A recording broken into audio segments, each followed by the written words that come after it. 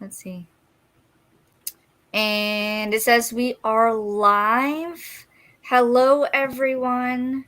Welcome to our book discussion for Charm.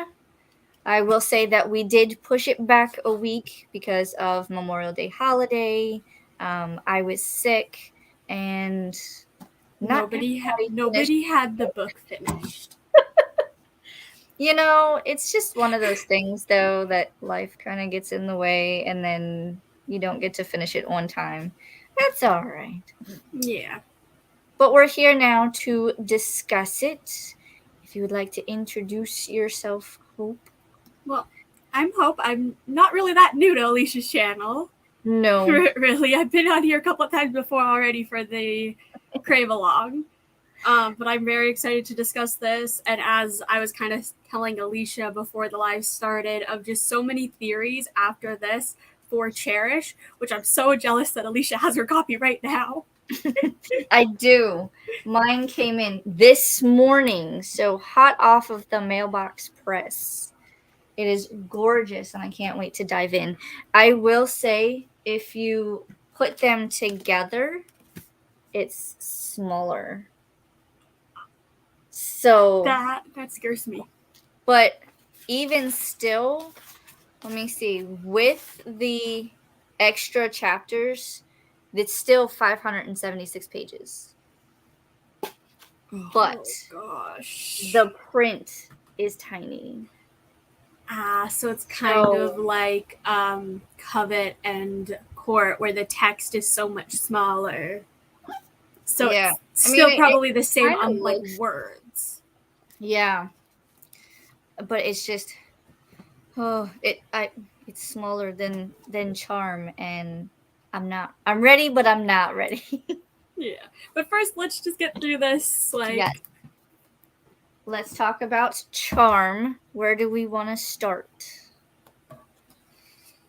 Do we want to read the synopsis for this one? I mean, if you've been following us this long and you've read the book, then you should know the synopsis, but you never can tell. True. I say we just go and get rating, I guess. Oh, 5 stars for sure. 5. Yeah, this whole series, and that's why I'm kind of nervous about book 6, is because these books have all been 5-star books. This author is freaking brilliant, the way that she wrote this series. Yeah, it's honestly, in some ways, this is my favorite, but is it just because I love Grace and Hudson so much and it's just basically them? Or is it just because it's the best of the series? I don't know. That's kind of what I'm wondering too, because I do like this one. I love that you get to see more Grace and Hudson with just them and not the surrounding, their friends and stuff. But where this takes place in the series, it's just I don't know, because this is that 4-month span between book 1 and book 2. Yeah, so which I finally figured out, I think, how it's only 4 months. It took me it took me this reread to figure it out. Yeah? What do you think? Well, basically, because at the end, when they basically go back to the lair, they go back in time to before she messed up the lair, which would have been about 4 months into their stay because of the time particles and all that. Right. So that's why it only seems like 4 months, because they leave at the 4-month mark instead of after the year or so in the lair. That's my only logic, I think, of how it's 4 months. That would make sense too. And I was thinking about that in terms of because we can't really get a timeline for the entire series. But knowing what we know now, I think that makes a lot of sense, and it could play into a lot of why we can't really pinpoint the timelines. Yeah.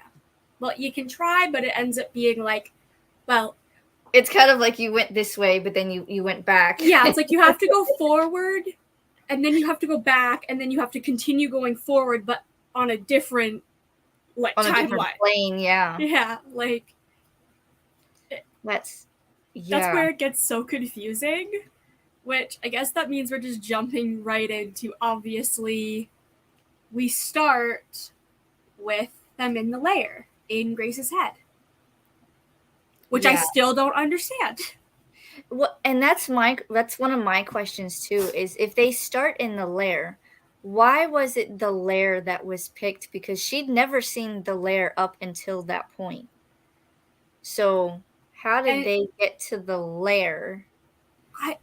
Yeah, but that I is also true. wonder because of Izzy's in court when we see Izzy's abilities. When she freezes Izzy and whatnot, and she can manipulate so that she can see Grace's house and her mom and everything. I wonder if this also kind of plays into it. I I don't never think she thought would of be that. doing it, no, but what if Hudson has some sort of ability as well? I know my mind was like, okay, so obviously Hudson does his disintegration thing right as they go. So what if the layer is like, because it's his safe place, he's thinking about it when they go, so then it's like Grace maybe isn't thinking of a place, but Hudson is, so the magic somehow throws them in there, but alters it to fit Grace's like needs and wants as well, because there's obviously the kitchen. More of like a half his, half hers. Exactly, kind of like his layer doesn't have everything she needs, so it automatically places those there so that she can survive. That would make sense. Because obviously she can't survive without food, but Hudson can, which I still don't understand of how in the lair he doesn't need to feed, but Grace needs to eat. Yeah, that's and the thing is too is like Pop-Tarts and Dr. Pepper and what was it, LaCroix and stuff. Like, yeah, and how grilled are they cheese. gonna know how to stock the fridge? Exactly, and also I'm like, in a year, how stocked were those cupboards and that fridge? Was it self-replenishing? Because like, imagine even if, let's say, she didn't have to eat but chose to eat. Let's say she was eating a pack of Pop-Tarts a day. Right. How full are the fucking cupboards? Like all of them, and then it's just like, but even then it's like hundreds, like at least 100 boxes probably. Well, and also think about when they make the pumpkin pie too. Like, you have to have the ingredients to make pumpkin pie. Like, exactly. Like, there's no grocery store that we know. Yeah, there's no, like, you can't just like order food, like order the ingredients to the door. What is the time dragon gonna just bring a little bag with like the groceries to the front step? Now I'm just imagining a dragon with a shopping bag. Oh my gosh. But like, I'm still so confused about all that.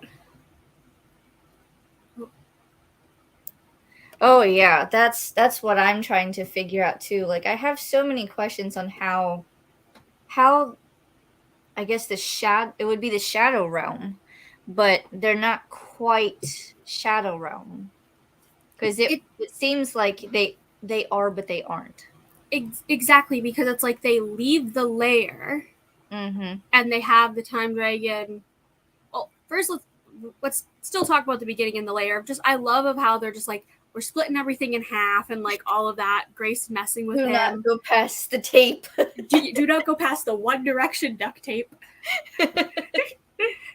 Like, yes. I just love that entire like beginning, because they hate each other at that point, but you're still sitting there going like, but they don't actually hate each other. It's just Grace has this bias towards Hudson of what she's been told, not knowing his true self, and he's obviously hating her because of the way that she's treating him based on what other people have told her, and she's not listening to him being like, yeah, I did do that stuff, but not for the reasons you think. Right. It's like a preconceived, this is what I've been told, this is what I know, and you can't tell me otherwise. Exactly. And I love how this book is dual point of view. It would have been so much worse if it was just Grace's point of view. I think we get more information because it's dual perspective, and I really, really like that. And the fact that she could write the dual perspective and it not be like choppy, but it consistently flows through the story is brilliant.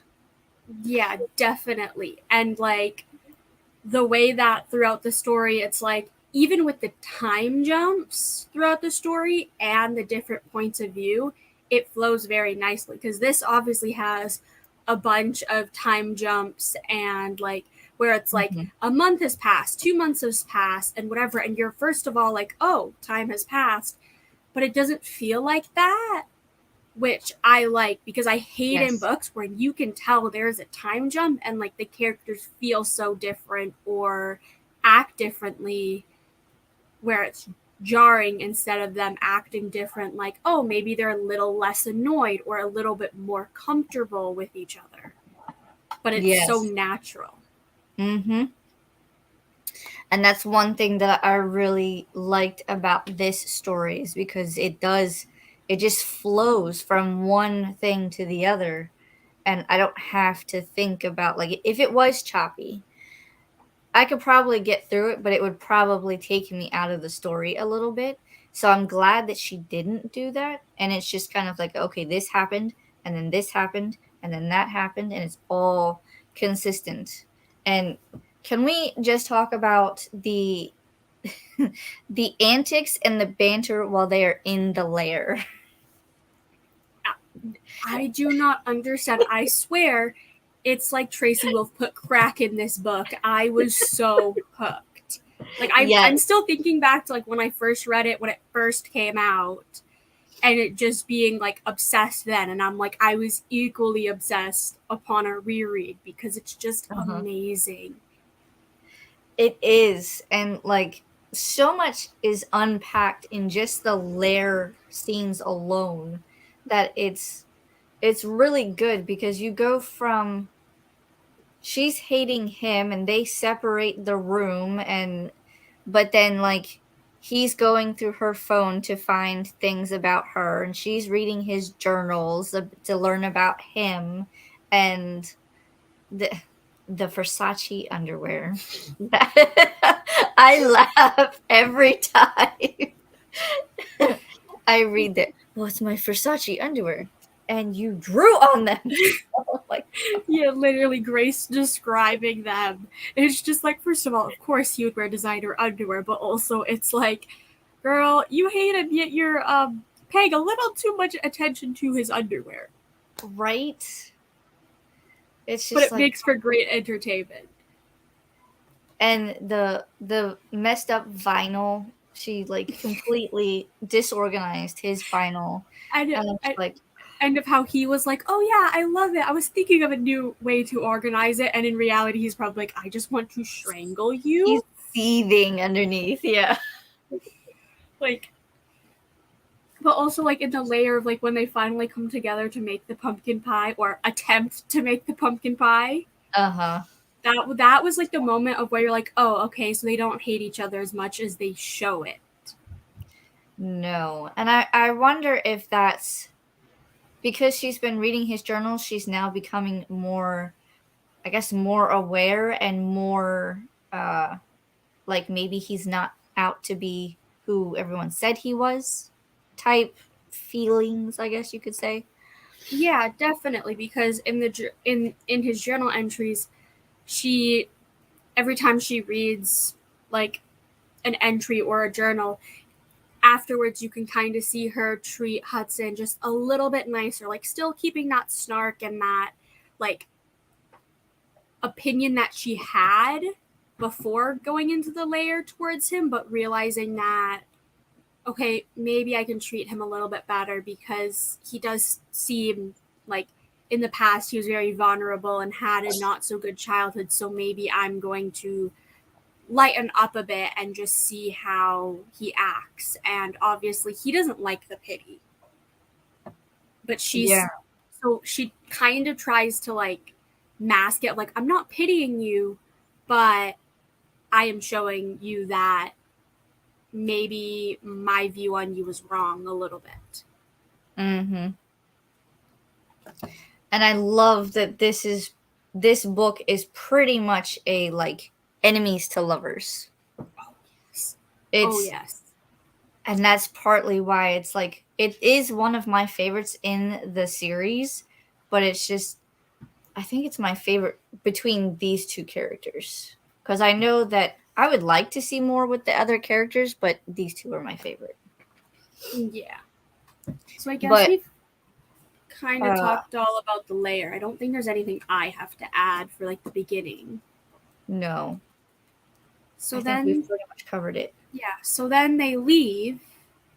Time dragon. I still don't understand how they leave. They're chased by the time dragon.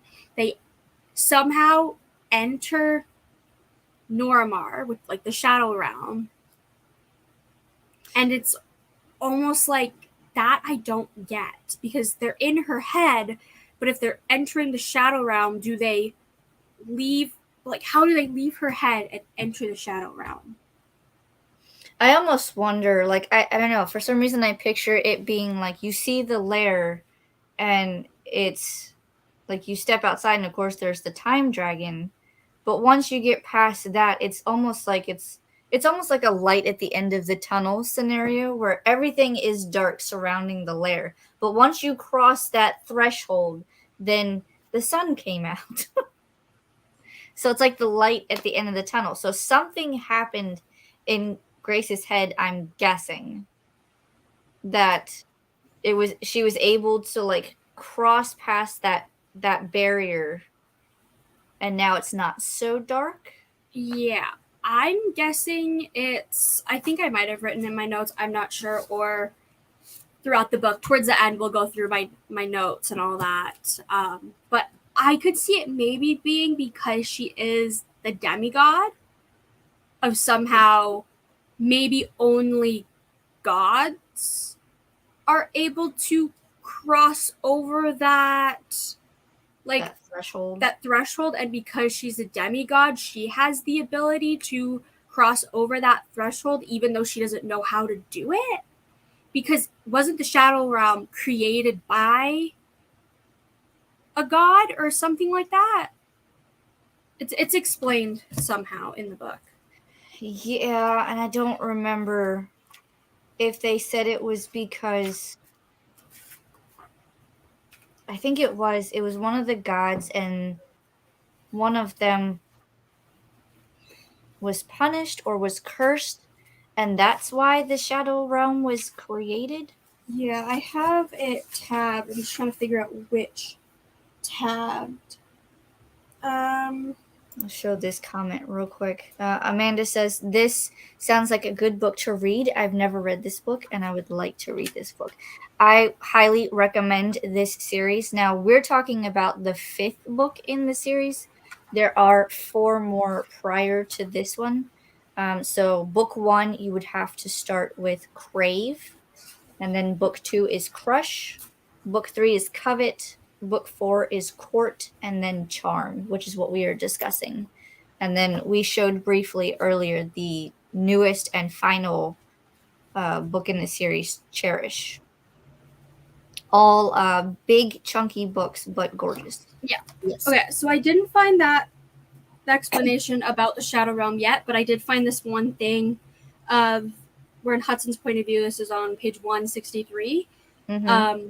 Where it's like talking about how the Shadow Realm, the days are longer and all of that, and how it's like it's never dark and all that. It's like, but how is it possible considering Grace and I ran across full out darkness to get here earlier? Or did we just run until we reached a place where the sun was already up? So it's like, yeah, that kind of that end of the tunnel theory, kind of like running through darkness because it was darkness outside of the lair. And then they run, and then all of a sudden the sun's up because they've crossed that, like, invisible barrier, like that from her head to The Shadow Realm? That's what I think it says down further at the bottom of 163. It says that at the time, I assumed it had something to do with Grace's mind, but now I'm questioning whether that darkness was the barrier between our world and this one. When we ran through it, did we somehow cross the barrier? I swear, I know that I tabbed that one thing about... What if it's a combination of both? What if it's part of Grace's mind, but at the same time, the way that the Shadow Realm works, it has barriers. I mean, she had to cross a certain barrier and create a time dragon because she did a rift in the time to even get there. So it has to be something like that. Yeah. It is now annoying me that I cannot find this one tab. I know I tabbed it, but I tabbed so much that I'm having to go through every tab of that color. Do you remember about where it was in the book? Like what was surrounding it? No idea. Oh no. Okay, I feel like I went past it, but I've also gone through every color. I know they're in. Are they in the little town yet or no? I'm not sure. Because obviously, okay, they're talking about on page 156. They're talking about the Shadow Realm. Rumor has it there's a doorway between our worlds that opens once every 1,000 years, but it has never happened in our lifetime. We always think of it more as a myth than truth. You know, something to dream about, not so real. So honestly, I have no idea how you got here or how. So I feel like it's maybe like it opens once every 1,000 years, but a god can do it outside of that 1,000 years, maybe. Like, I wonder if because they say 1,000 years, and Grace is the first gargoyle in 1,000 years. What if it's something that the gargoyles can control in a sense? Well, but again, that also comes to play into the whole demigod thing too. Yes, and I have a theory of how kind of like gargoyle thing with Artelia. Yes. I have a whole thing written in my notes. This is going to annoy me. I'll find it eventually. We'll just continue talking as I figure it out, or I'll flip through the book towards the end. I do have a note that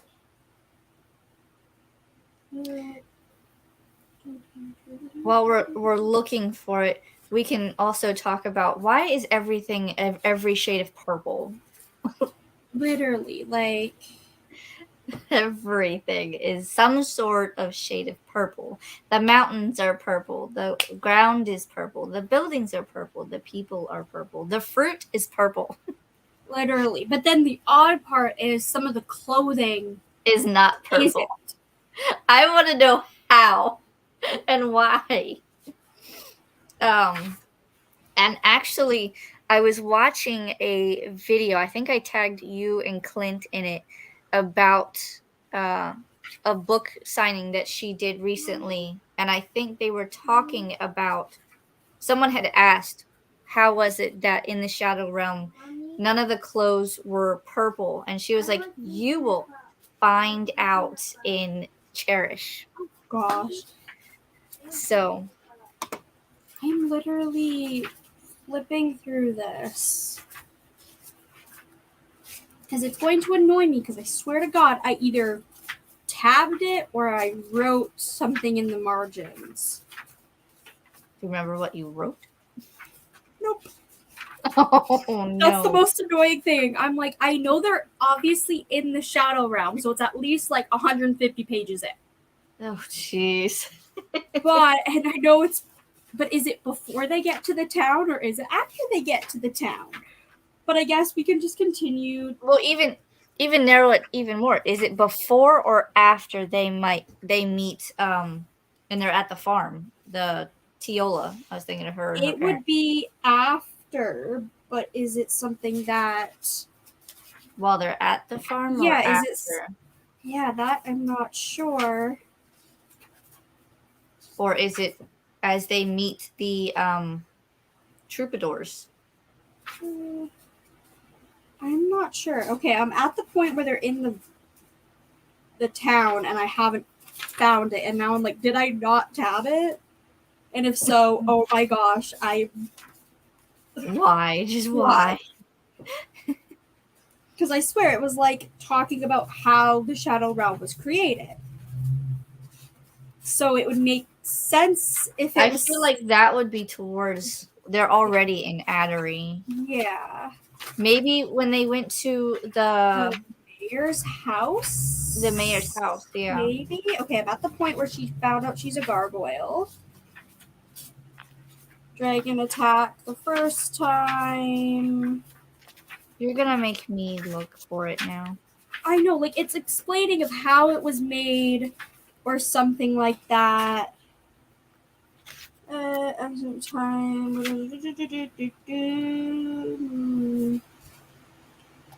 Talking. Okay, God of Time. Maybe this is it. Somewhere in here. I was trying to find the chapter where they went to brunch. It's roughly chapter 97. Okay, or at least that's where I'm at, and they're at the brunch talking. 3 months. Okay. Can we talk about the mayor while we're trying to look for this too? Because he seems. Why is he in 70s clothes? I don't know. Like, and what is his big fascination with disco balls? Disco balls, and like as Grace and Hudson say, they call him like just honestly looks insane. Like he I don't know, he from the get-go, I don't know like how many times we've read this, but we've read it and each time we get to the part where we're introduced to the mayor, I already don't like him and don't trust him. Yeah, like the first time when we met him, I was like, okay, it's nice that there's this town for all these people and all that, but why? Yes. I'm like, this is the only town we know about. Why this one town? And why is it that there is only one town with walls around it in the middle of freaking nowhere in the Shadow Realm? Yeah, like...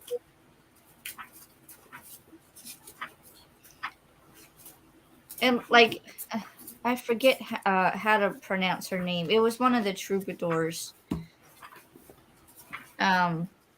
She was saying that he wasn't really voted. He just kind of made himself the mayor. Kiva? I think. Maybe her? Yeah, something like that. Kiva.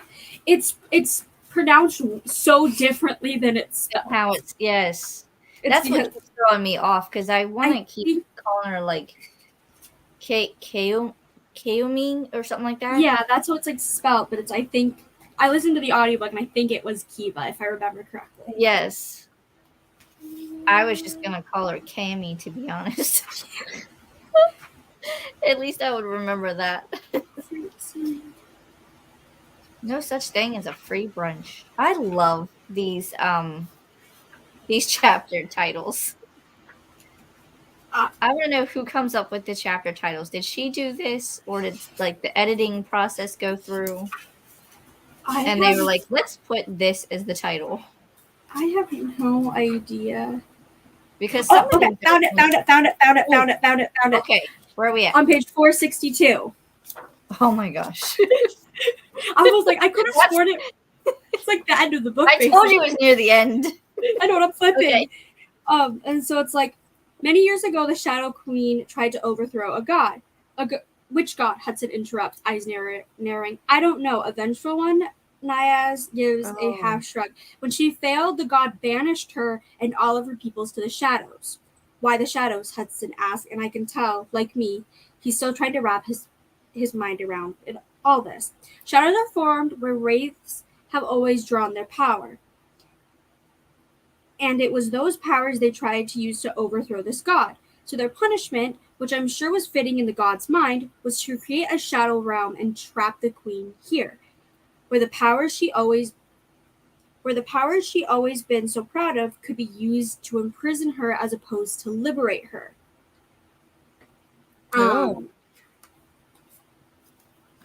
So yeah, some sort of the time gods created it to. Yeah, so I'm wondering if it's literally So the time god, because he was mentioned earlier in the book.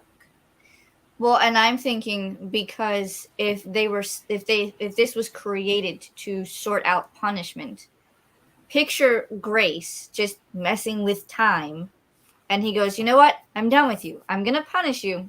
Here's the Shadow Realm." So what if it's something like that, where Yeah. if Grace didn't know or used her ability as a demigod to mess with time intentionally, then they could say, "No, we're gonna overthrow this god, but you can't do it, and so your punishment is to go to the Shadow Realm. We're gonna put you in a specific place so that we can keep track of you, and you can't do anymore."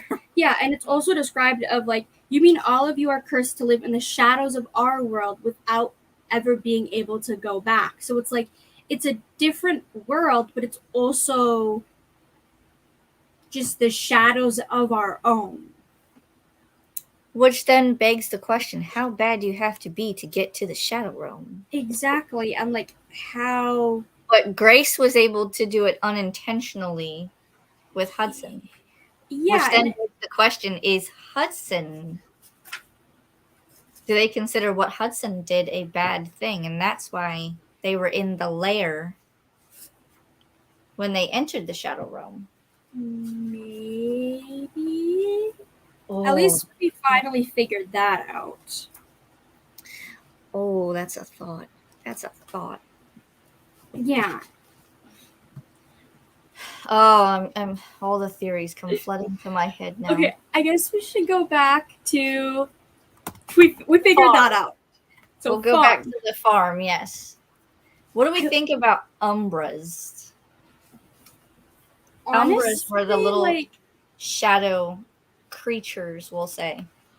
I don't know. I found it very hard to visualize them because they're just a shadowy blob. Well, and we find out later too in the book that some of the shadows can actually take on the form of an animal. For some reason, though, I picture Smokey being like a dog, like a little dog. Oh my gosh, yes. And I love Smokey so much. That's my favorite part of the Umbras is that, like, Hudson gets his first, like, pet of Yes. sorts. And so it's like, he, like, I love him with Smokey because he's just like, this is mine. Like, of how she finds them, like, once they escape the farm and up in the mountains, and Smokey's there, and he's just like, well, I guess she's coming with us. Yeah. Like, Well, you can't just leave her. exactly. Like, but I do really like them being at the farm because of like just like you're just seeing a normal family living their life, and then these two weirdos join, and like they're just like the family just All right. they're just like, okay, yeah, you guys can have the guest room, help around, and yeah, that's pretty much it. Like, it's just very like wholesome. Yes. It's very much a we take care of our own, and we have our farm, our daily duties, and we live all the way out here in the middle of nowhere so that no one really bothers us. But also in the same token, like Hudson and Grace show up and they just kind of take them in. Yeah, no questions asked. So it almost begs the question of, somehow did they know? Or can they sense that Grace and Hudson are not evil in a sense or bad in a way? Or Yeah, or maybe it's something like, ooh, this is a random theory of, what if the only opening to the Shadow Realm is where Hudson and Grace came through, and so the first form of civilization is the farm, and they are there to essentially welcome welcome people into there and decide, do we give these people up to the queen, or do we let them Give them a backpack and say, "Get." Exactly. Of like, be like, go to the town. Exactly. Could it be like that? Of like, even though they kind of are like, they seem like they don't like the queen, but is it they don't like the queen because they can sense that Grace and Hudson are like good people, and so they don't want to do that? Right. Do I want to give up these people, or do I help them and ship them on their way? Exactly. That's just a random thought because they That's seem too nice. Yeah. It seems too convenient. Like, yes, I love that they are nice and just like welcome them with open arms, but it's like I wouldn't do that for a stranger. And their daughter met them first. So how trusting do you have to be to let your child wander around and then bring them back? Exactly. Maybe it's like they can sense. Maybe it's like the parents can sense when somebody enters the realm, and if they can sense that they're friendly, they send their daughter out so that it's this cute child who will be very friendly, seem very innocent, and can like bring them in and then be like, here's these people. And then if they're like bad people entering, then the parents go out and basically capture them of sorts. Deception at its finest. Could it be something like that? It's entirely possible. One of the things that I was thinking too is about the farm. We get to see a lot of that in the way that they take Hudson and Grace in, but it's also a time, and I was thinking about this earlier. If you think about the lair, Hudson was always trying to get under Grace's skin, but now it's Grace's turn to get under Hudson's skin. So you still have that banter, like the whole scene with the leeches. The leeches, oh my gosh, like I love that. And Why leeches?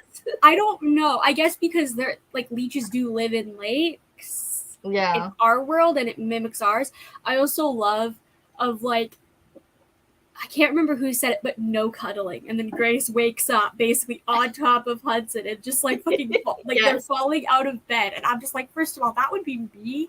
Like I almost fall out of bed myself. So like, and I want to know, are the leeches purple like everything else, or are they still regular? I imagine them as like a really, really, really dark purple to the point they almost look like black. Like a purplish black? Purplish black. That's how I imagined it, but also it's just like, I still find it funny that the blood-sucking vampire had blood-sucking leeches on him. Yes. Yes. Like, get them off you. Yeah, and of how she was just like, like I just imagine that's literally how she was like. She's just like, I picture her cringing every single time. Ew, ew, ew, ew, ew. Yeah, just like, and her almost just being like, I just need to like cut off my hands because oh my god, I hate leeches. But like, even all their like the food was purple. Like, there's only so many purple things. Yeah, and like I'm just like, it's honestly an like imagining it. My brain just canceled out a bunch of the purple so that I could actually imagine it. I know. Like honestly, a lot of the times when I'm imagining like the town, I'm like, okay, it's like purple with like shades of gray, so that I can handle it. Yeah. Because there really is, with the exception of like the clothes, you don't really see any other color except like, oh, they had purple fruit, and oh, they had this purple juice. And I want to know what color. What was it? Tago milk. What color is Tago milk? Is that purple too?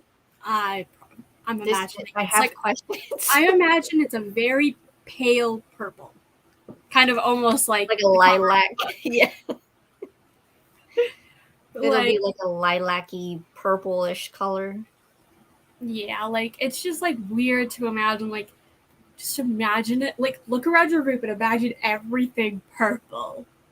I couldn't do it. And I'm just like, oh, just. But now I'm just like, go I'm now. picturing like just imagine that you're only eating purple food. So now you've got like eggplant, purple grapes, purple carrots, purple cabbage. Think of all like the things that we have in everyday life that are purple. And that's Imagine all like you can purple. eat. Imagine like purple apples, purple bananas, Oh my god. purple. Obviously, purple milk. Or if you have like, because dragon fruit I think is white with black seeds. What if it was purple with black seeds? Or Or purple what if with you purple peel a seeds. banana and it's purple?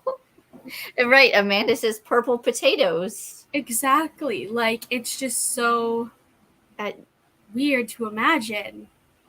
I need more color.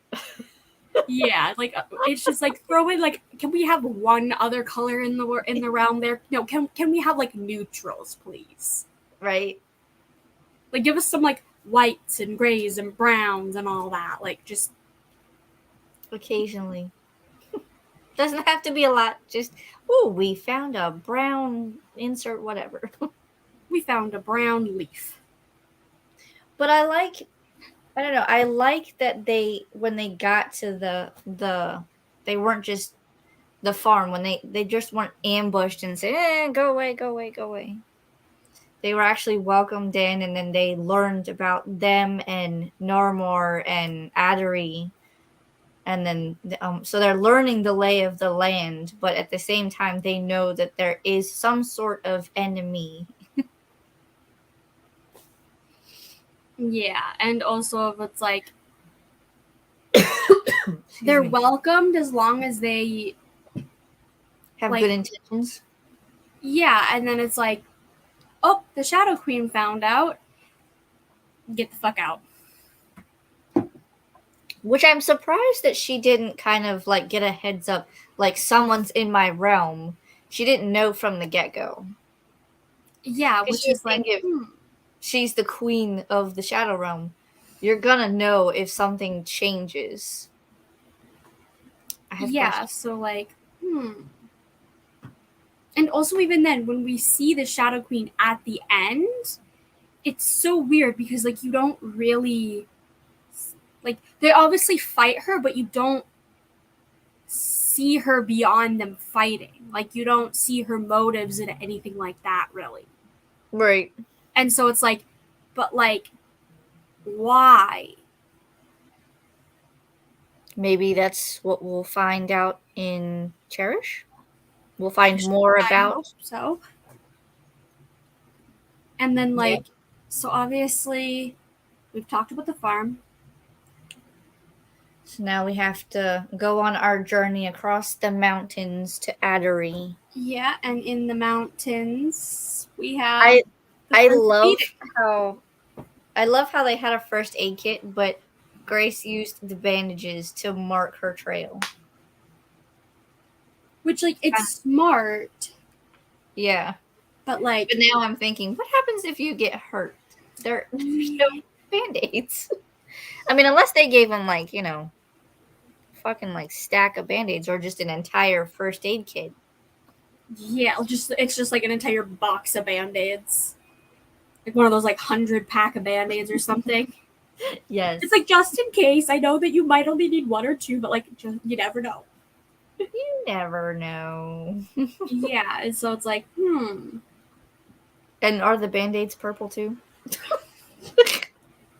Or are they a different color? I have to know these things.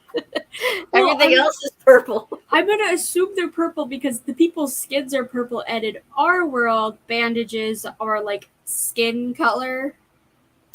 Yeah. Like they're meant to technically mimic a skin color. Who really has ever had a bandage that matches their skin color, though? This is true. But like, so I'd imagine they're purple.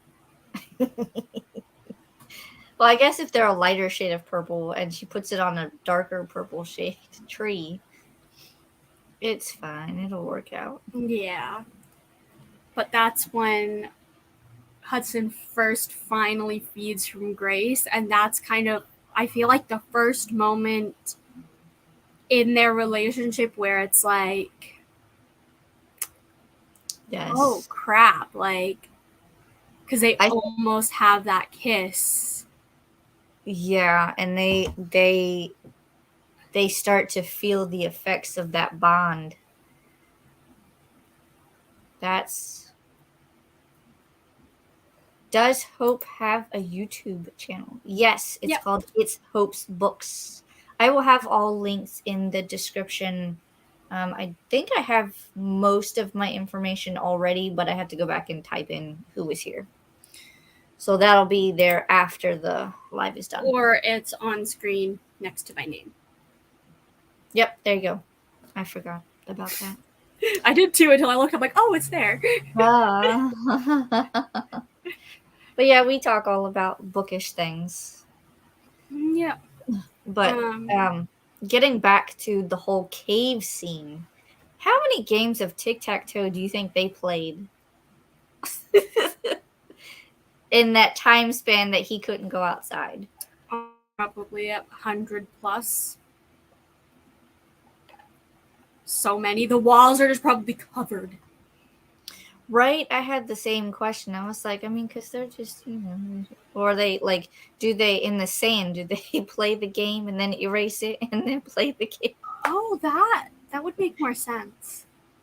Because, like, and you just have to keep tally of, like, how many, because you can even do that in the sand if you just, okay, Smokey won. Okay, I won. Okay, Smokey won. I wonder who's like the way that Hudson would have had a thought of like, let's do tic-tac-toe and Smokey doing it, or did Smokey make the tic-tac-toe thing?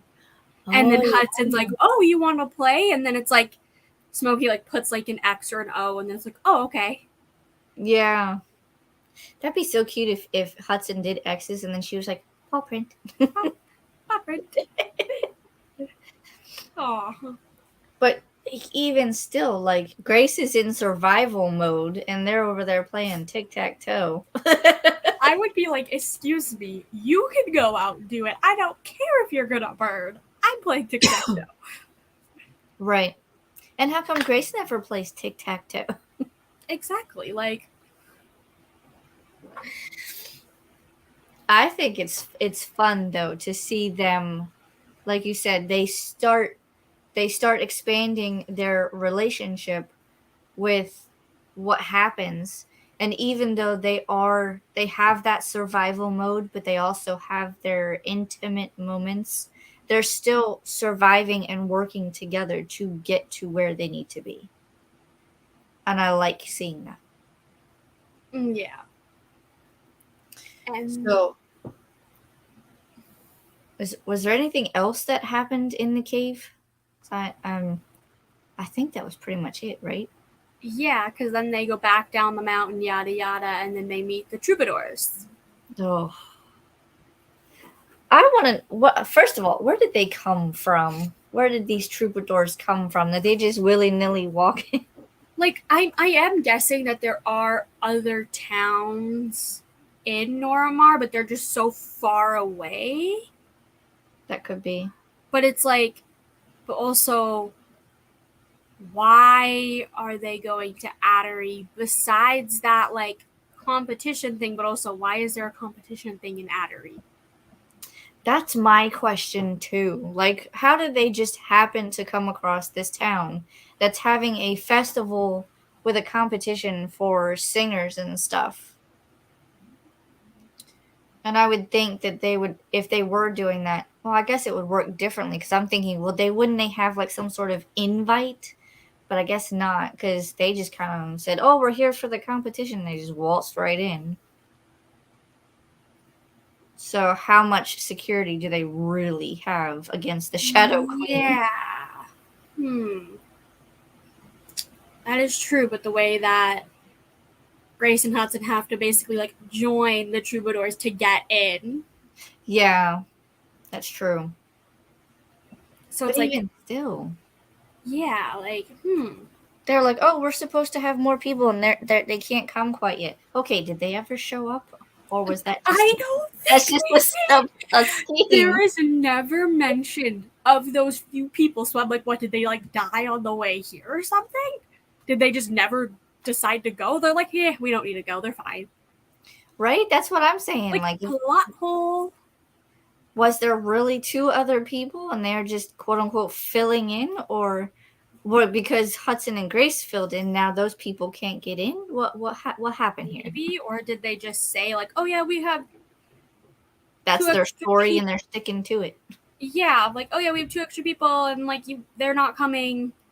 When they lied, maybe the people weren't planning on coming, and they were just hoping to find 2 people to fill in those spots so they could all get in. That could be. That could be. Or we're going unhinged for a second. They were sent because they knew that Grace and Hudson were going to be there, type thing. Sent with needing 2 extra people to get Grace and Hudson into Addery. The mayor set it up. Maybe they were a part of Addery the entire time, and then he was like, oh, 2 people are coming. Let's go ahead and get them in here. Yeah, like any way possible. Oh, damn. That's, It's entirely possible. Yeah. So now we're in Addery. That one seems like a little a quaint town. Like, I picture not quite like, it's not I don't feel like it's a big town, but though sometimes it does seem like there's several streets. So I'm thinking now like city blocks, but at the same time there's no real big buildings. So I kind of picture like Gilmore Girls, like small town. Yeah, like obviously there's a lot of like businesses. Like I imagine of how it's like, I think both Grace and Hudson kind of described like a town square. So there's like all of that thing there. And then there's maybe like a couple of streets of businesses. Right. And then the rest is like a bunch of streets of like little houses and all of that. Like I imagine the population is like maybe 1,000 people. That's still a lot of people. If you think about it, it's not just like human, because they mentioned werewolves and there was other paranormals. I wrote some down, I think.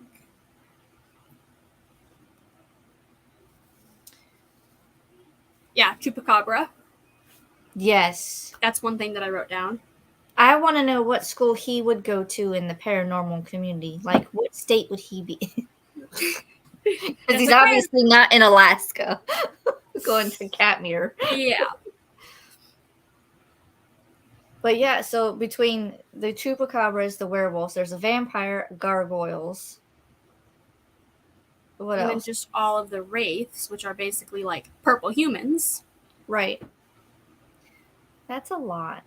It's a lot. But like I do imagine that there is quite a lot of people, because the way that some of the things are described are like bustling town square, which my brain imagines at least hundreds of, like a couple hundred people at most. But then there's also the people running the stores and all that, which is probably another, really, somebody fucking mowing their lawn. Yeah.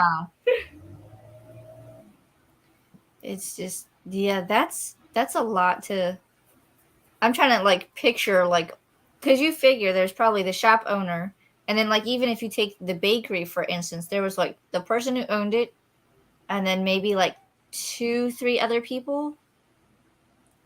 Yeah, so like that right there. So let's imagine that each of those people working there has their spouse, and then maybe some of them are parents, so they have 1 or 2 kids. Yep. And so then it's like, boom, right there, working either in the bakery or related to somebody in the bakery is, let's say, 10 people. Yeah. Now let's imagine that for each business, there's, let's say... Because you had, well, they mentioned the bakery, there was the library, there was the school. But the school was... I imagine there's 1 class per grade, because it's mentioned Hudson's a 3rd or 3rd grade teacher, maybe? Which, first of all, him as a teacher, excuse me? That's a whole nother side. Let me tell he you. doesn't like he didn't even graduate high school, yet he's a teacher. That's like, what I'm saying. Like how desperate were they for teachers? Wow. And what are the qualifications? Like, just like, oh, you can handle children. Here you go. Here's a classroom of 20 children. Yeah, that is Like, true. Like, okay, like, weird. I would like a short story of, or even a couple of short stories of like Hudson teaching at school. I mean, I know we get a little bit of it here when he bumps into a couple of his students at the festival, but to see him actually in a classroom with all these different paranormal children, students, I would like to see how that's going to work. Yeah, Please and and thank also, you. like, when you think about it, they never mention the class size, but they mention that he's the teacher of one grade. Even if there's only, let's say, 10 kids in his classroom, like it's a really small school, that's still right there from grade 1 to, let's say they had the typical grade 1 to 12 system. Right. That's still 120 kids. Yeah. Each kid has, let's say there's a standard 2-parent household, 240 parents. Yep. We're at 360 people already in that town. And let's say there's maybe another 200 without kids or like elderly or like that type of thing. So that's like 500 and some. Yeah. That's a lot. That's a lot. Like, first of all, well, and like you said, we don't, there obviously has to be more towns because people are traveling to come to the Star Festival. But why does Addery seem to be the only one that really celebrates and does anything for the Star Festival? The Nightfall Festival. Who knows? Or is it a ploy just to, because they were at the right place at the right time? Possibly. Who knows? I have questions.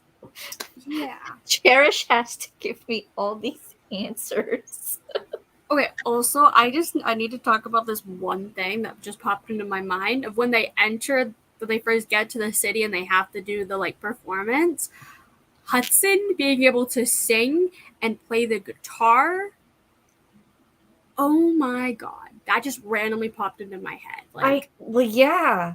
Like, that was when they were supposed to be doing, like, the auditions, right? Yeah, and it's like, first of all, excuse me? We did not know that Hudson could sing. I know. What else can he do? Like, what's next? Is he going to be able to start be able to knit or like do let's go ahead. Well, and he also like worked at a hardware store for a little bit. So like, how much of that stuff does he know? Right. So now we can start creating a profile on Hudson. He's a vampire, royalty. He likes Armani. He wears Versace. He can teach. He can sing. He worked in a hardware store. He loves Grace. He loved Smokey. He loves reading because he also worked in the library. Reading, axe throwing, gaming, vinyl. Like, what does he not do? Journaling. Journaling, yes. Being snarky as hell. Yes. Can be a charmer and also can persuade people to do what he wants. He can disintegrate also. So he's just the package deal. I mean, and then there's Grace over here that cannot keep a job for the life of her. Oh my god. I felt so sorry for Grace when she's like, it was such a bad day. And he's like, that bad? And he goes, yeah, then no more bakery. And you got fired on your first day? I'm like, oh, Grace. But first of all, in reality, it's like she had to do so bad to be fired on her first day. They just threw her into the wolves and they were like, okay, here you go. Just bake something. Yeah, her being like, shoe? Like, you want me to put shoe in the bakery? Shoe. No, shoe. I'm like, I don't even know the difference of how you're saying it. I was trying to pronounce it like chew instead of shoe. Oh no, the There's a difference? the audiobook literally pronounces it as shoe. I know. That's what threw me off, and I was like, wait, what? Shoes? They're cooking shoe? What? What? And then I looked at the book, and I was like, no. It's like, It was like CH, and I was like, chew. I did not realize that until the second time around that it was different, because the first time I listened to it, I only had the audiobook, and I'm like, shoes, like shoe, or like, what else is shoe? And then the second time I'm like, oh, shoe and shoe. They sound the same. It still sounds the same. But I love the baker's reaction. She was like, why would I put shoes in my pastries? What? And then Grace is just even more confused. It's like, because you said shoe. Shoes, like the one you put on your feet. No. Shoes, like pastry. What? Yeah, I was so confused on that. It was so hilarious because they just kept talking about shoe versus shoe. Literally for like half a page. But, and then she couldn't, like, every job that she tried, she was just like, nope, you're not good at this. Nope, you're not good at this. Nope, find something else. And I was like, yeah, but then she finally got the job at the clothing store. Oh my gosh, yes. And I was just like, but then they got all those clothes. They were like, she was like, here, take these clothes. Take these clothes. It's like, why? I know. They said that they can't afford that much. So, like, they were going in maybe expecting, like, an outfit each. Exactly. And they leave with, like, bags full of stuff.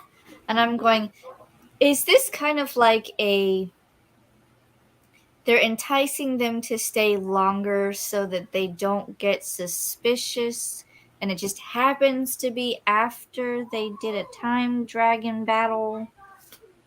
Well, yeah, it's like, oh my god, you fought against this time dragon. Here's A, paying back, but also, hey, free clothes. If you ever need any, come back. Right. That's what I took it as. Like, at first I thought it was, oh, you did the time dragon, so thank you for doing this. But now I'm just like, I am quickly closing my window.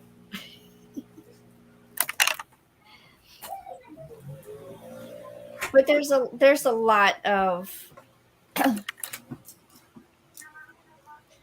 there's a lot of that, like, with the store. Like, yeah, you can I guess do like a thank you, you saved us, but I'm also wondering if it's also kind of like a we want you to stay for a reason. Just like how they stayed at the inn for free. That I feel like I question that too, because like the what was her name? The people at the farm were like, we called ahead and we put in a good word, so talk to this person and you can stay there. And they like reserved a room. But I don't know. But that also brings the question of, if they like called ahead, why don't we mention anybody calling anybody ever again? I feel like, though, it could have been done, like, if Grace and Hudson were outside and then the father came up to them and said, here, take this backpack, you gotta go because the Queen's guards are here and they've found you. All of that information could have been inside. And I mean, he told him at that point, just go to this town, look for this person. So she could have called at that point, like before the guards got there, but it still seems a little fishy. Yeah, but it's almost like it's too good to be true. Like, why was all of this lined up perfectly before they got there? Yeah. Kind of again begs the question of how much, who, how, like that, like what, who, what, where, why, how. Exactly. Literally, and like, that's another question. Yeah. Making all the arrangements here. Exactly. Like, there's so many things that are just too specific and too well planned. Speaking of other questions, shall we talk about the statue in Town Square? Yes. Well, I feel like we should first talk about the time dragons just a little bit because that kind of ties into the statue. Yes. So the time dragons obviously attack when the sun isn't out. Yes. So it's like they literally attack for what, 2 nights? Every three nights every 3 months, is it? Yes. Something like that. And so it's like very weird, honestly. And it's like, okay, like at first I was so confused. I was like, time dragons, what, huh? And then it's like, okay, it does make a little bit of sense. But I still do not understand them also at the same time. It's weird. Like I understand it, but I don't at the same time. And I'm trying to remember because I think, is it in this one? No, it's not going to be in that one. It's going to be in the Dragon Court one, which is in my other room. But I think in the Dragon Court edition of Charm, I think there is an extra chapter where the gods and Jackin, whatever his name is, he was one of them. I believe him, and there was another one, and I don't remember if it was him and Cassia or one of a different god, but they were like at a party, so to speak, and they went outside to escape from it, and in doing their magic or whatever, one was created, and that's how they started the time dragons. And I believe it was at night, so I wonder if it's because it was created at night that they can only come out at night. Possibly. But that also begs the question, like, where does it, because they said a time dragon is created every time there is a time rift. So how big do you have to mess with time in order for a time dragon to be created? Who knows? And if we go by what's in Charm, there's only 3 time dragons. Right? 1, 2, 4. You're right. 4. Because there's 1 at the lair, there's 2 in the town, and then the statue. Yeah. So it also begs the question, because there's the time dragon at the lair, they have already ripped through time into the shadow realm when they enter Grace's head. What if, and I just thought of this, because we don't see them up until now, but if you take into account, there was the stone time dragon, then there's the dragon at the lair. What if throughout the other parts of the series, when Grace messed with time, the first time she didn't know what she was doing and he showed up, what if that was created a time dragon? And then the other time when he reset them from the Gargoyle Court, what if that also created a time dragon? He was able to fix time both times, but it could have caused a rift big enough to create each time dragon. Maybe. And now they're in the Shadow Realm. Who knows? Holy smokes. I wonder if it's just in general, like if they are created anytime there is a time rift. And there's like an opening. Yeah, who knows? I have questions. And yeah, and like there is one thing that is the, like, I guess now we can talk about the statue and the thing, because that's pretty much kind of where we're at now. Like, they fought the other time dragon, nothing major really happened. Yeah. Besides, I guess, Grace and Hudson finally got together because they had the clock tower kiss. Oh. And then the dragon attacked, and then, like, literally like 2 months passed, they've done nothing, and then it's kind of like, okay, finally, thank you. Yeah. Like, thank you for finally getting together after this how long freaking tension between you two. Oh my gosh. Oh my gosh, it's like, thank you. Like, it's only been a year and a half, really, if you just go by Shadow Realm time. Yeah, but even then, they've been like pining for at least 6 months, almost. Yeah, because it's like But the thing is, they're it's not not communicating to each and other. it's like it's not only they're just pining, it's like they live together, they sleep in the same bed together, they like share the same space, yet they haven't. How have you not? Yeah. How have you not? Like, how have you not even done like an accidental like cuddle in bed, and then waking up in the morning just like, oh shit. Mm-hmm. Like, how has that not happened a dozen times?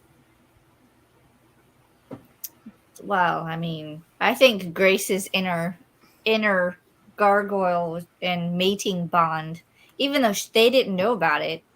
I mean, every time she laid on top of him, you might as well. Or like the way that for like a good like what 2 or 3 months, Hudson just walked around the room, like was basically anytime he was in the room, like in their room, he was shirtless. Like, Right? I'm sorry. I'd be staring. I'm just Like Grace, do you like, do you have eyes? do you not see what's in front of you? Yeah, like Yes. and it's like finally. Yes. But the statue, as we discovered, was another gargoyle and another time dragon. I actually didn't put 2 and 2 together with the gargoyle and the name until I reread Court. And I mean, in the Court live show, that's when I figured it out because I was told, and I went, "Wait, what? Huh?"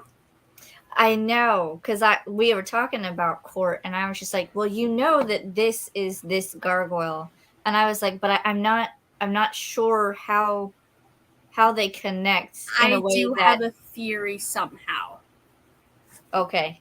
I do have a theory somehow that we can discuss. Let me just find it. So it's like, I'll just quickly do it now.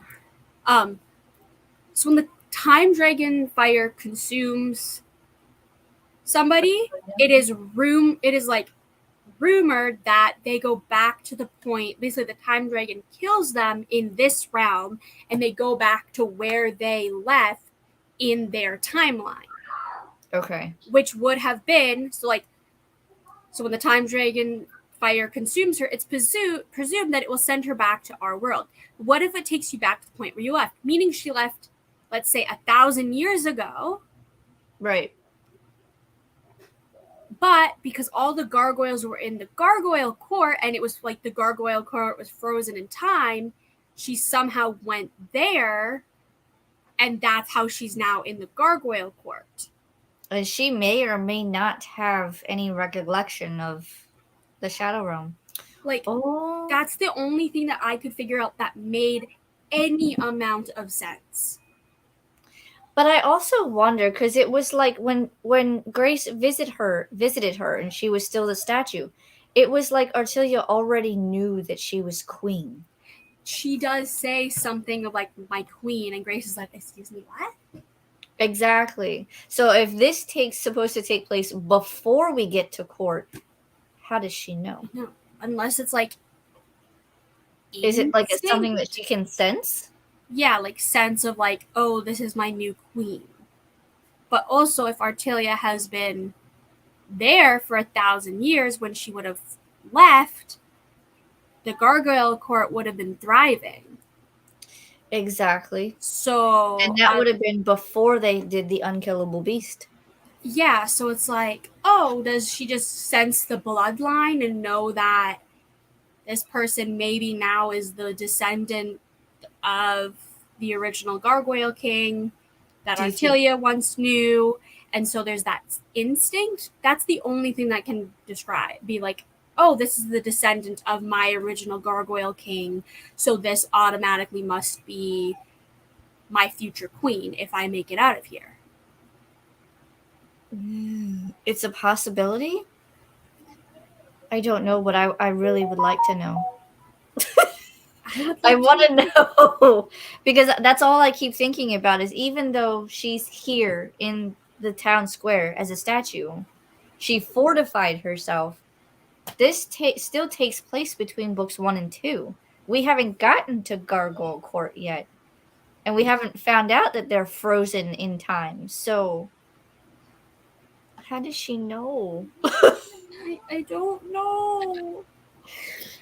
But the fact that she had the thought and capacity to fortify herself with a time dragon, and she named the time dragon. You gotta have a lot of power to do that, I'm sensing. Yeah, and it makes me almost think like Makes me wonder what Grace has got. Yeah, because it's like, oh, if a regular gargoyle can do that, what can a gargoyle who is also a demigod and a witch do? I have questions. Like, is it just gonna be that somehow Grace is so powerful she can like I don't even know what she's like could be powerful enough to do. Like, I can't even think of anything. Well, like, and that's the thing too, is like, let's just think about Grace as a character. I mean, she has the ability to do earth magic. We know that she can heal with her gargoyle abilities and still do all of the like fortification. She can fly while she's a gargoyle. She can turn in and out from gargoyle to human, but she also still can do that. She can do like the channeling, the conduit of magic. she can And also magic, pause time. she can also freeze time, and she can apparently blow up bathtubs. No, it was a shower. Well, still.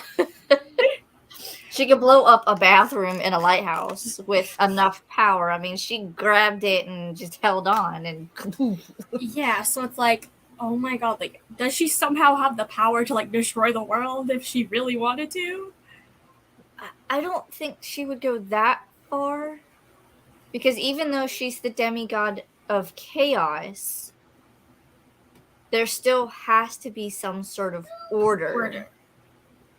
And was it this one or the in court where it was Izzy and Grace, where Grace was supposed to be the demigod of chaos, but she had more order than Izzy, who was the demigod of order and was chaos. Yeah, like, I'm so excited for Cherish because like that I feel like is gonna somehow be discussed. I feel like those two, Grace and Izzy, are like yin and yang. They can't have one without the other. Yeah, definitely. And I too am interested to see if that even plays a remote part in Cherish. Yeah. Oh my gosh, we have to start reading. I know, I'm like my copy. I could start listening to the audiobook, but I want to be able to tab it. Yes. For the live, and so I'm like, yes. Why can't I live closer to a bookstore? Oh my god. Like, I'm trying to think if there's anything else.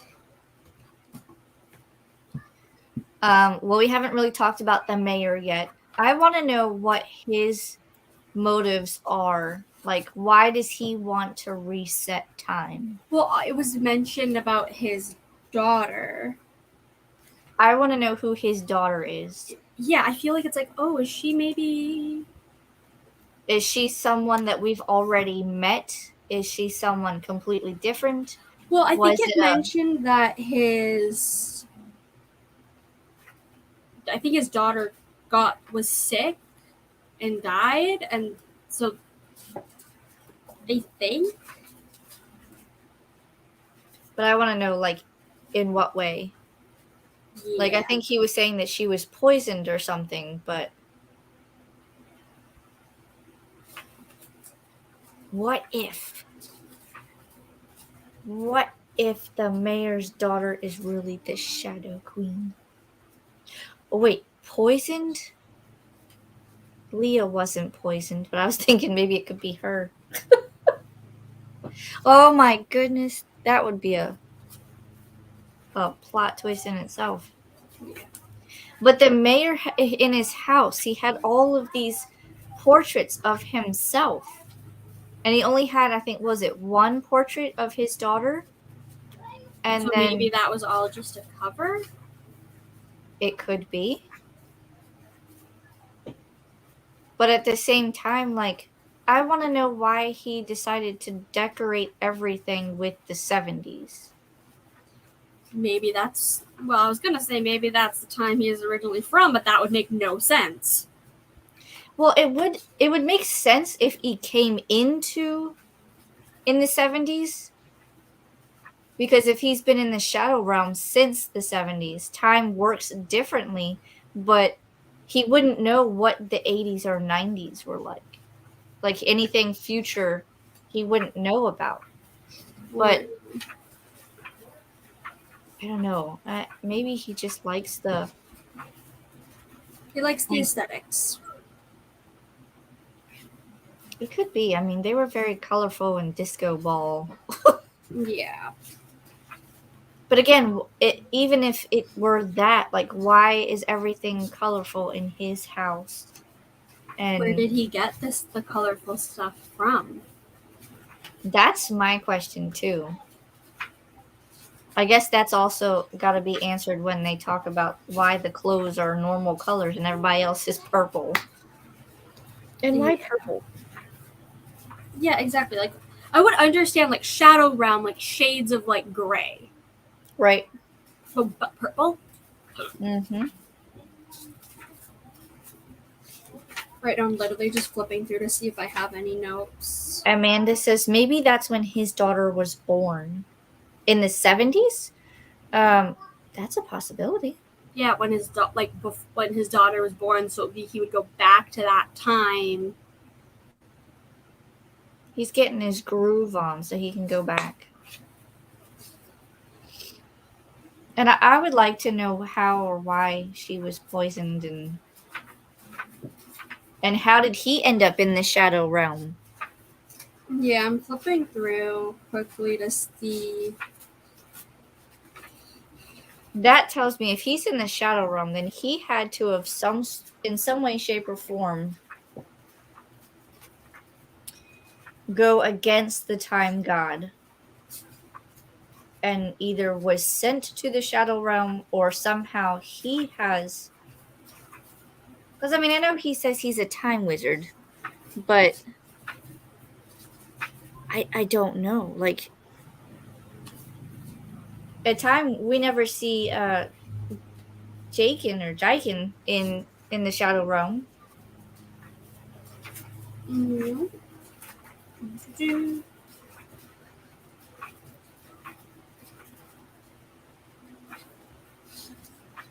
We can also while you're looking for that, we can talk about Grace finally figuring out her gargoyle-ness. Yes, of how it's like she literally just turns and she's just like, "What? Huh? I have horns. Huh?" I know. I like how Hudson was like, Grace can say she's human all she wants, but I know different. And then when it finally happens, it was kind of like I told you. Yeah, like how somebody said, like, I sense something more in you. And she's just like, fuck, I'm human. And it's like, wrong. Yeah, the woman at the farm said that. And she's like, oh, but you're so much more. And she was like, I'm sorry, excuse me, what? No, I'm just human. But I think that was also before she could see all of the colorful strings. Before she could see all of her connections. I would really like to see what all the colored connections, like who ties her to what color. We obviously know Hudson is the electric blue. We know that her platinum string is the gargoyle and the bright green is her demigod. I'm pretty sure they said black was Jackson. So what color is everybody else? I think it's mentioned that Macy's hot pink.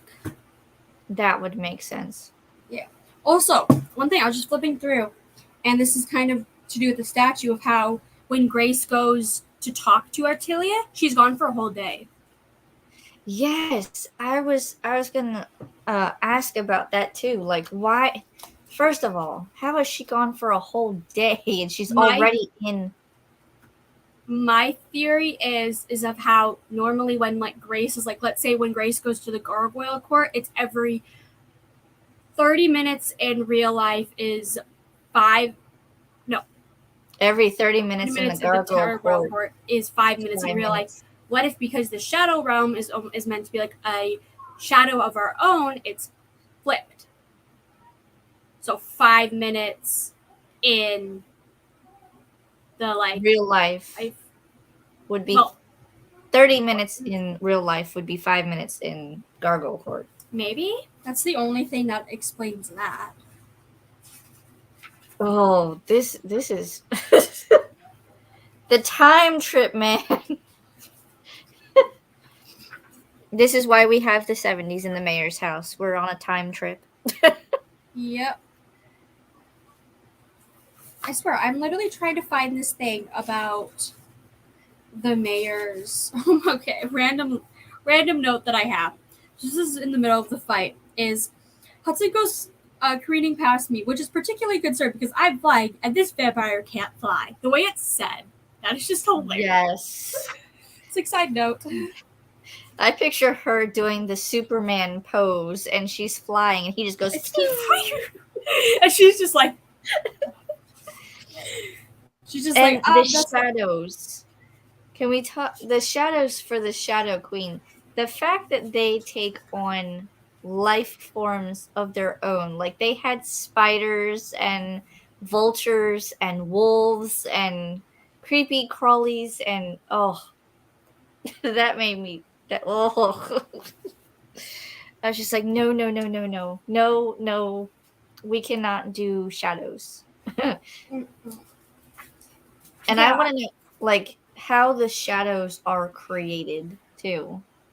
That's a great question, honestly. Because I know, like, I picture the Shadow Queen having the ability to do some sort of magic, but I want to know, like, can she conjure animals through the shadows? Like, her magic is in the shadows, and she can create the animals that way to do her bidding, because they still are able to, like, if they're a biting type of animal, they can still bite. So I want to know how all of this works, and I'm hoping that Cherish will explain it. Yeah. Or at least touch on it. You don't even have to give me much. Just touch on it, and I can figure it out from there. Maybe. You can make some theories. Yes. Yeah, I have no idea where that thing of, like, where the mayor explains. I literally have no idea. What were you trying to find? The explanation of the mayor, of, like, why he's there. I literally cannot seem to find it for the life of me. I'm trying to remember when they talked about the mayor, because I don't think the mayor himself said it. And that's where I'm, like, sitting here, like, who said it? I feel like it would have been after the brunch. Yeah. So maybe one of the troubadours? Maybe, or... Let me see, where am I at in this book? Dragging Me Over the Coals. I love that title. It would have been before she went into the statue and talked to Artilia. Because the whole point of her doing that is because Grace found out that he's essentially trying to, like, reset the timeline. Right. But let's see.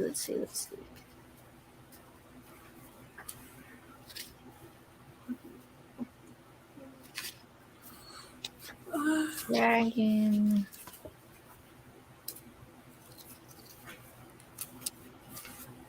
And I'm just like, I could have sworn I tabbed it, but now I'm like, but I don't know. Yeah, it's a full moon. Drinks are on me. Because pretty much that's the only thing that I feel like we need to talk about, because I shockingly don't have a lot of notes besides just me being like, aw, to, like, Grace and Hudson moments of being like, that's cute.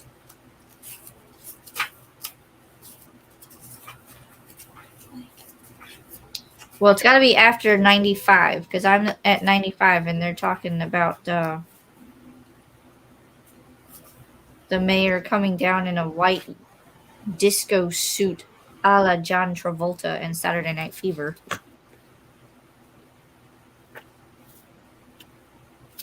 Okay, so that's the actual brunch.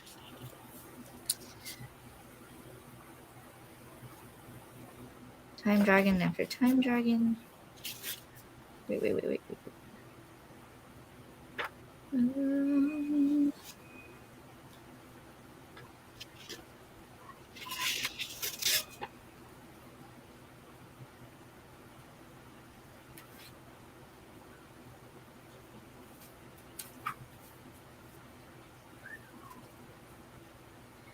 On 97, it talks about, they're talking about the time dragons. They're saying that there aren't hundreds of them or even 10 of them, if that's what you're thinking. Guardians, time dragons, are created when someone tears through the barrier between the realms. One dragon for every rift.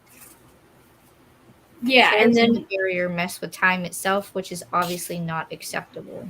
Yeah, and then on page 445, it's the god of time, that old bastard, created them to destroy people who are arrogant enough to try to mess with how he's woven time and space together. Anyone who creates a tear in either, anyone who actually succeeds, would end up with one of these time dragons on their asses. The creature's job is to fix rifts, and they don't stop until they cauterize the tear, erase the offender from the entire timeline with dragon fire. Well, so I don't know. I think it was something like his daughter either was poisoned or just got sick or something like that. Oh, I have a theory. The mayor, I'm not sure how he got to the Shadow Realm, but what if his daughter, because he said that she was poisoned, what if it's Gargoyle poisoned? They were in the frozen in time because they were poisoned, created a time rift somehow. It has to do with Artilia. I think she has something to do with it. Also, not me literally realizing that I also have the ebook on my phone that I can just search words up to see if that will help me figure this out. Oh my gosh. I don't know. Like, that really, like, he says that his daughter got poisoned. But he's in the Shadow Realm. So I'm wondering if, because Artilia technically, if, I don't know. See,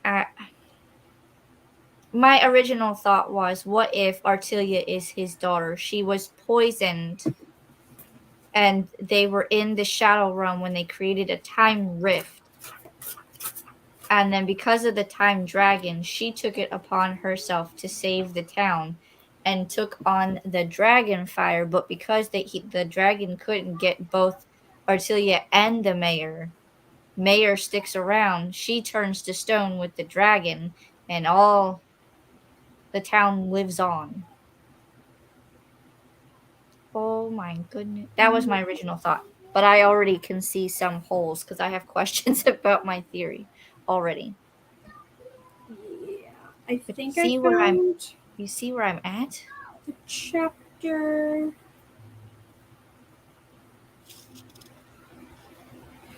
What chapter? Okay, so it's in 121. I have the line on my phone here of, I got here the same way you did. I tried to go back in time, tried to save my daughter from dying of such a terrible illness. Let me see if I can find that. I got here the same way you did.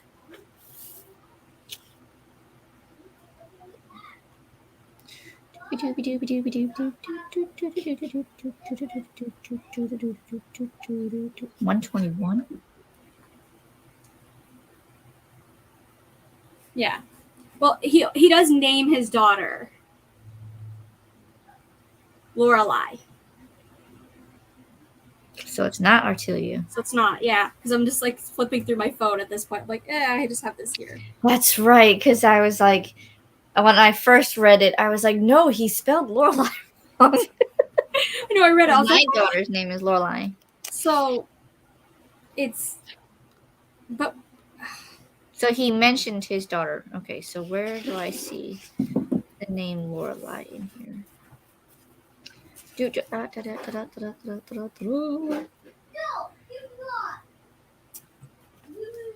447. Okay, there on 446. There's also something. Let me see.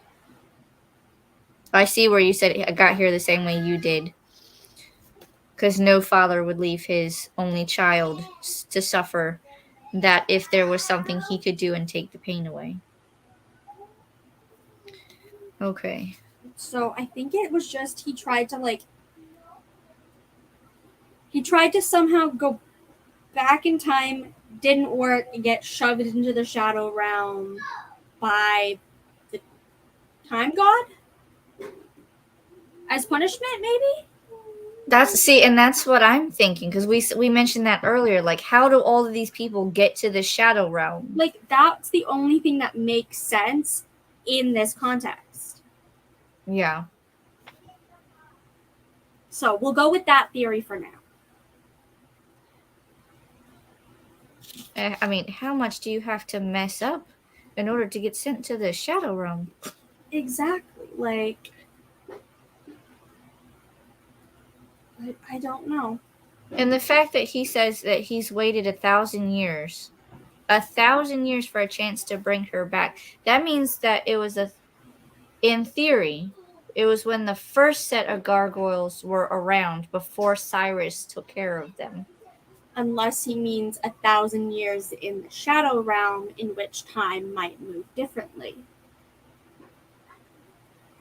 I want to figure out how many years. So, like, if it's 1,000 years in the shadow realm, how much time is in the real world? Or does time work the same, and then it would be that? I don't know. Because, like, also, I'm trying to remember, why did Artelia go to the shadow realm? Well, she said that she came with someone, I think. But I don't think she ever said who. Or maybe she was the one that came with the mayor? That's what I'm trying to remember. Hold on. Now I gotta find the, like, when she went to talk to her. I want to say it's 120 something. It's not 123 because that's when Smokey. And it's obviously a grace point of settled bill.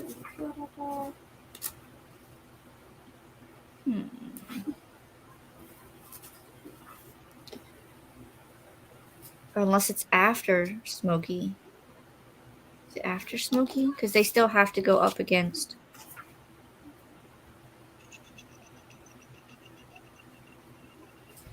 $128. Oh my god, I was on 127. Okay. And I want to know, I guess this kind of answers itself, because Grace didn't know she was a gargoyle, but the statue could sense her as she walked into the town, but Grace couldn't sense the statue. Okay, but also, Artelia says, the first gargoyle, she sounds so horrified. What are you talking about? There are tens of thousands of us. How could you not have found any? Sure, I haven't been in my world for a while, but I can't imagine they would just leave you on your own. That's not what gargoyles are all about. And so it's like, she doesn't know about the whole thing going on. Meaning that she would have had to go to Normar before the whole gargoyle court pause in time thing. Yes. So. Well, and that would have been 1,000 years ago when Cyrus tried to extinct all of the gargoyles.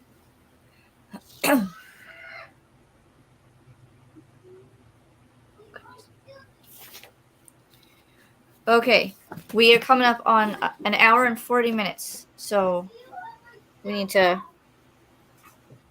Is there anything else? Do we want to go ahead and switch to theories? Yeah, I'm just quickly... Do you have any tabs that you want to express? Okay, yeah. First of all, yes, Artilia did go with Suil. She and him went to Normar together. Okay. So that does mean that when he says 1,000 years, it's referring to 1,000 years in our time, which equals 1,000 years in Normar. That answers my one question that I'm like sitting here like, I need to know the answer. So time works the same. The same, I think, or roughly the same. Besides, obviously, the sun. Okay. Thing. Then that would make sense, because when they do the time dragon, they're back in the lair, and then 4 months is 4 months. That makes sense. Okay, yeah, that answers that perfectly fine. Okay. Mommy.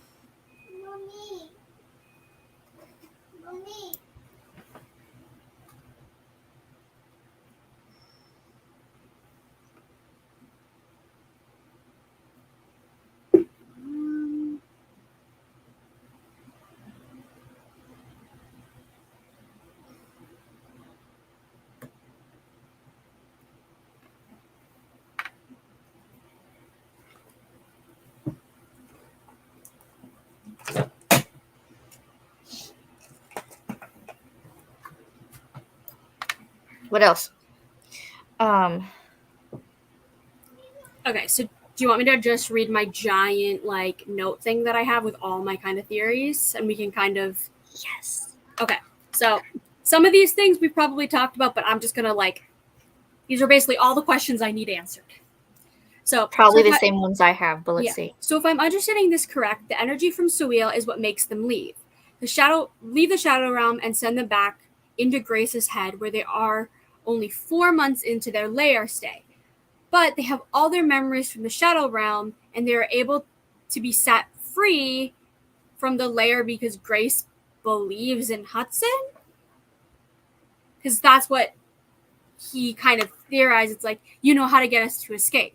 And she's like, yeah, I believe in Hudson. And then, poof, they're back at Katmere in her body, where Crush starts. The other thing that we have to take in consideration, too, is that Hudson got that ring that had Shadow Realm magic. So I wonder if that plays a part into it, because he would say that the Time Dragon, they could only repair the rifts. So if they were to go, she was hit with it, she would go back in time, and then they would leave the Shadow Realm. But yeah, and go back to where they were, mm-hmm. which was the lair. But why is it only 4 months into the stay and not to the beginning of the stay? Were they only in the lair for 4 months before they ventured out? I think it's established that they were there for closer to a year.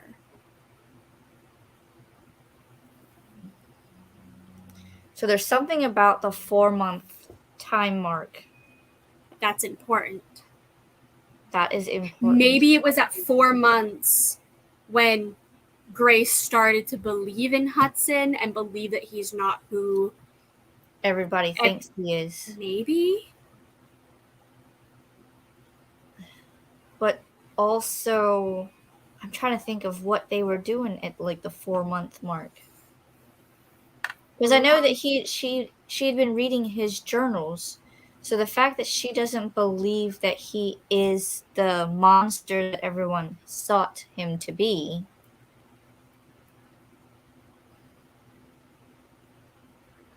Yeah. And then, but you, like I said, you also have the added, because at the, even if, say that's when they ventured out, they left the lair at 4 months, or just just after that. The thing that changed is normally they would have just been sent back after being hit with the time dragon, but he had the ring of shadow magic, which is supposed to be the ancient magic. Yeah. So I bet that adds something to it. But now she knows how to get back because she's been hit with that magic, and I'm willing to bet that she's wielding some of that. So Okay. now she can get out. Yeah, and I have an answer to that. How long of? So this is in chapter 144. Okay. When so what day is it? He asked, glancing to his watch. At first I don't realize what he's asking, but then I realized we were here for more than a year. The time magic could have sent us back to any one of the days we've been here, or a day in the future for all we know. It turns out it's March. We've been here for nearly 4 months according to the regular timeline, which seems so strange considering everything we've been through and how long we've actually been together.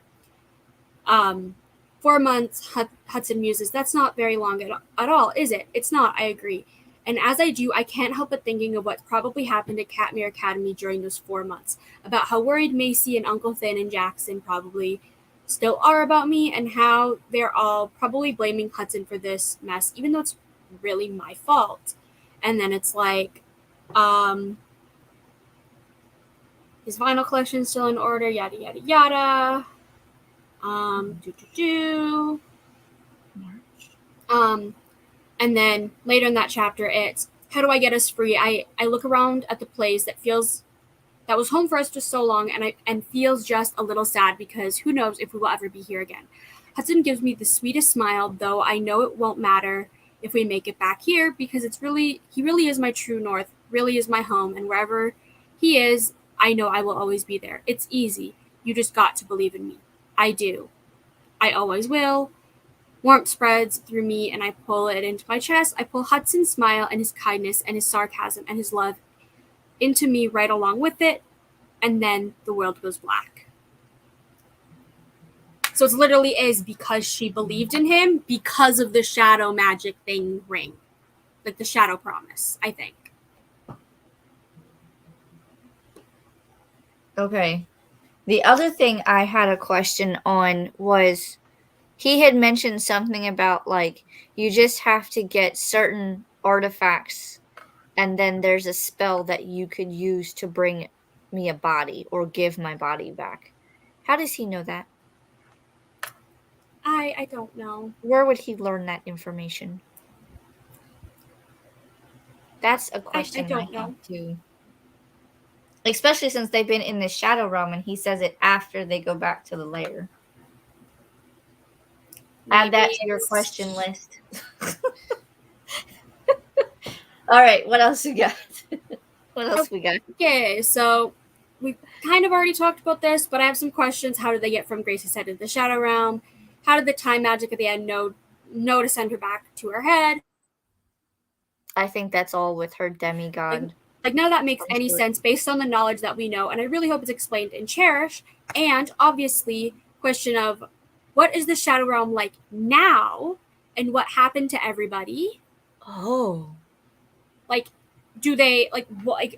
Like, huh? Like, how was it affected after they got sent back and the time dragons were defeated? Exactly. Because And now there's no guardians. exactly. And how are the characters in Cherish going to get there? Because it seems like Grace knows, like, let's go to the Shadow Realm. First of all, also, I get why they're going to the Shadow Realm to, like, save Makai because he somehow, like, was taken there to heal from the thing. But how? Why? How did we know to send him there? How did he get there? And why? That and how I do they don't know understand. that he's in the shadow realm? I don't know. That's my big question. That's a question that's not on my list, but it's just one that obviously question. You're like, I will be adding this later. Like, and then obviously the kind of theory about Artelia, kind of gone over of how Well, in the end of Charm though too, I don't think it was really like was it mentioned that they were going back for Makai? Because I already know that like Grace had said, "Oh, there's no time to like relax. We gotta go and like do this. Go back to the Shadow Realm." And she's like, "Let's go get our Smokey back." And I was like, "Say what now?" Yeah, get Smokey back. It's in port, which I'm not grabbing it. Where it's mentioned. Probably towards the end. I don't have my copy. It's literally like the last line, but that's why they're going there. But it's like, oh, she now remembers it's everything. double. We're also going back to get Smokey. And then I have two other little like questions of.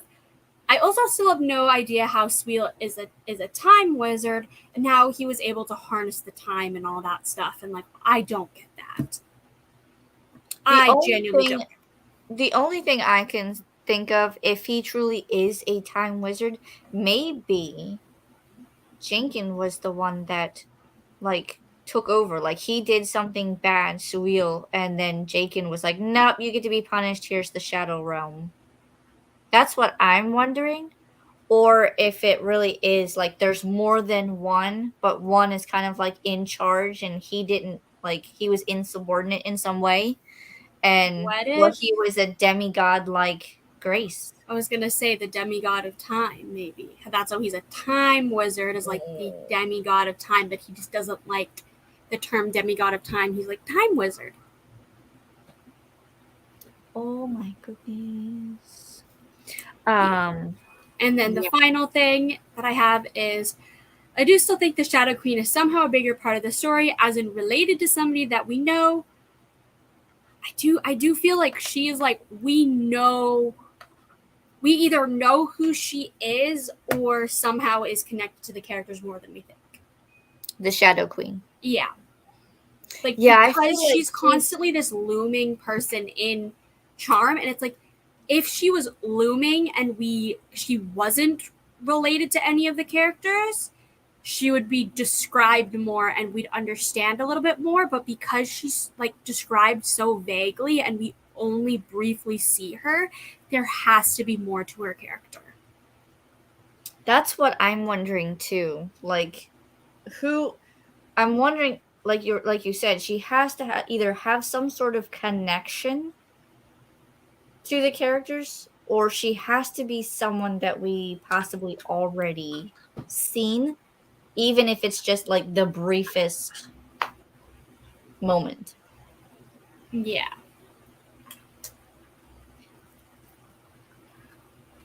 I wonder if it's Leah. That would make a whole lot of sense, given how she went out in the first book. True. But then the question becomes, if it was her, what would be her motive? True. Because it is also explained that the Shadow Realm was created because of messing with a god. But could it be, oh, Grace was put in like the crossfire and almost killed, and she's a demigod, so the gods were like, we don't want a demigod killed. Like, there you go back, and like it like resets the timeline. Leah goes back in time quite a bit, because it's established that the Shadow Queen has been there since its creation. But then the only thing that doesn't add up is how like Sewell was there for 1,000 years, like, and Artelia, but Leah is the Shadow Queen, but she would have only been there for literally a year if we're going based on the timeline of like Grace and Hudson being in there for a year, like in the lair for a year. That means Leah would have like died a year prior. That's the only thing that doesn't add up with that. But when in doubt, also a lot of these goes logic out the window, time, messing with time. Time is an illusion in this case. Yep. Literally. Because now we have to figure out, is it Leah? Is it somebody else? Just think, you have all the answers next to you. I know. You have all the answers next to you. I know. I can tell you right off the bat, like, when you go to the first chapter, there's no, like, it's from Hudson's point of view, or it just says the chapter. Ooh. So I don't know if there's point of view. I don't know if it's all from Grace's. I can tell you not me going. This is the very first, like, sentence paragraph. It says, "Do you think we're ever going to see this place again?" The question slips out as Hudson and I walk past the campus to the diner where we're supposed to meet Eden and Heather. Okay, so that's picking up right when they were at the right at the end of court. Yes. Oh my goodness. Also, not me looking at the audiobook to see, like, who's listed as the narrators to know possibly how many. Oh my god, I hope it's the same people. Okay, it is, but it's both the narrator for Grace and Hudson from Charm. Oh.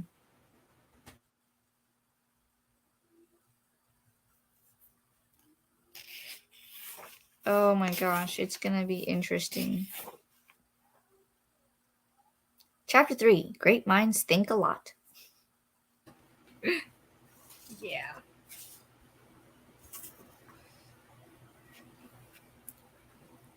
So I don't know. Like, I'm nervous because I'm also now like reading the description. Oh, like the synopsis? Yeah, on here it's like. So I'll just go ahead and read the synopsis for Cherish. Know what we're getting into for June here. This is gonna be for our June discussion. It's gonna be the final book.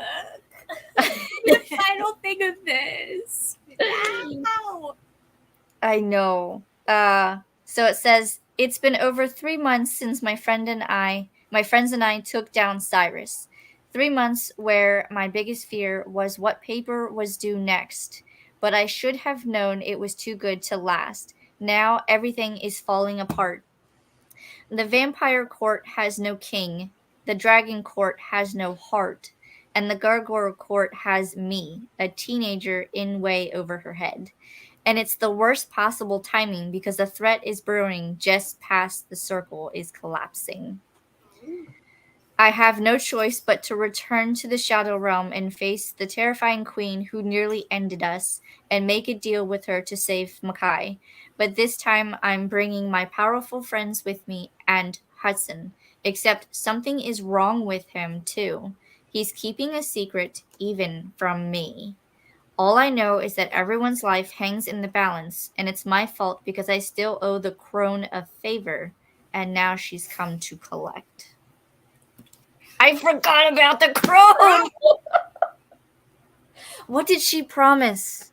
Oh no, she didn't say that. She didn't say what the deal was. She just said, "I'll call you when I need you." Yep. Oh, I forgot about the crone. Yep. Well, shit.